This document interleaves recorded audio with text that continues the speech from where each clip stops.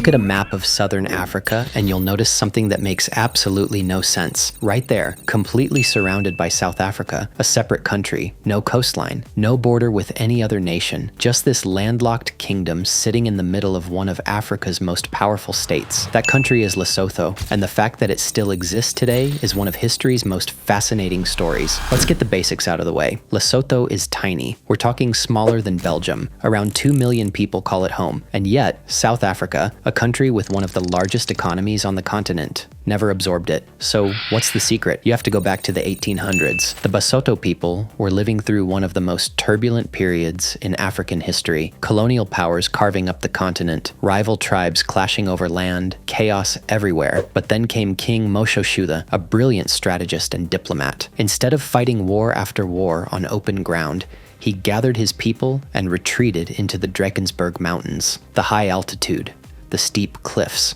the brutal terrain. It became a natural fortress that outsiders simply couldn't crack.